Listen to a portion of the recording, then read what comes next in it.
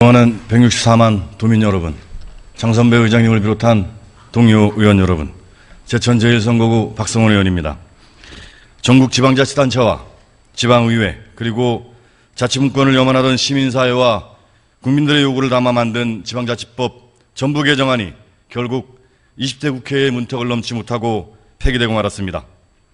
20대 국회는 동물국회라는 오명으로 국민의 지탄을 받아오다 마지막까지 국민의 뜻을 외면하고 그 직무를 유기함으로써 대한민국 지방자치사의 큰 오점으로 영원히 기록될 것입니다. 놀라운 것은 개정법안이 지난해 3월 정부안으로 국회에 제출된 이후 1년 2개월이라는 기간이 있었음에도 단 한 차례도 논의 한번 진행하지 않았다는 것입니다. 지방분권과 균형발전은 문재인 대통령의 주요 국정과제이자 국민과의 약속이었습니다. 정부와 여당 역시 지금의 참담한 사태에 대해 책임을 통감해야 할 것입니다. 지난해 발의되었던 지방자치법 전부 개정안은 1988년 지자체 부활 이후 32년 만에 처음이었습니다. 강산이 3번 바뀐 것입니다. 법과 현실의 간극은 커질 대로 커져 있습니다. 지방자치법 개정의 방향은 주민주권 확립을 통한 실질적 민주주의 구현, 자치단체의 자율확성 확대와 투명성, 책임성 확보, 중앙과 지방의 관계를 협력적 동반자 관계로 전환하고자 하는 것이었습니다. 지방의회의 인사권 독립과 지방의원의 의정활동을 지원할 정책 전문인력 지원을 명문화하는 등 지방자치제도를 정비하여 자치분권으로 가는 초석이 될 것이라 기대했습니다. 지방의 인구 감소를 막기 위해서는 지방이 살기 좋은 여건이 되도록 정책과 재정 지원이 우선되어야 하며 그것을 제도적으로 뒷받침할 수 있는 법이 정비되어야 합니다. 그 출발이 바로 지방자치법 개정입니다. 우리는 코로나19 사태를 거치면서 지방정부의 역할과 책임이 더욱 높아졌음을 실감하고 있습니다. K방역 성공은 지방분권의 힘이었습니다.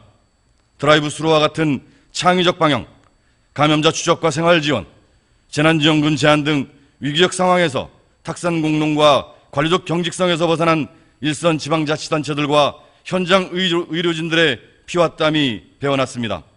지역 현장에서 뛰는 풀뿌리 자치의 저력을 여실히 보여주었습니다.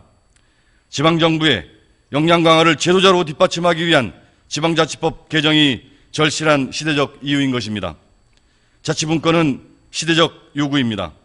중앙집권형 국가에서 지방분권형 국가로 국가운영 패러다임을 바꾸어야 합니다. 저출산, 고령화, 지방소멸, 청년실업 등의 사회적 난제들을 중앙정부의 힘으로만 해결할 수 없습니다. 낡은 지방자치법 개정은 21대 국회의 첫 번째 과제로 추진되어야 합니다. 지역을 지키며 균형발전 완수라는 소명을 지닌 우리 지방의회는 21대 국회에 준엄하게 명령해야 합니다.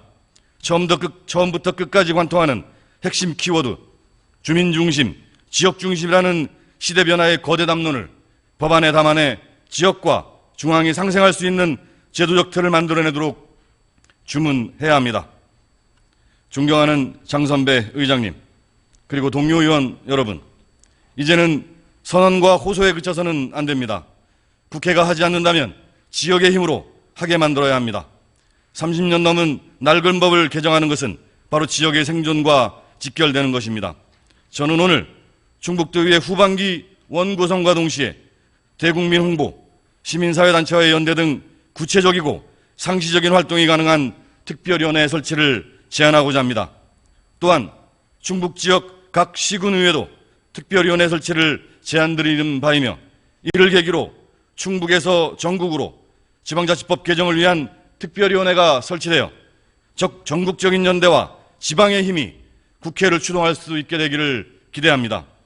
사랑하는 동료 의원 여러분, 낡은 지방자치법을 개정하는 것은 주민중심의 지방자치로 가는 역사적인 전환점이며 이를 통해 자치분권의 최종 결실이 주민에게 돌아가 주민의 삶이 바뀌고 지역의 혁신과 창의성이 국가 발전으로 이어지는 초석이 될 거라 확신합니다.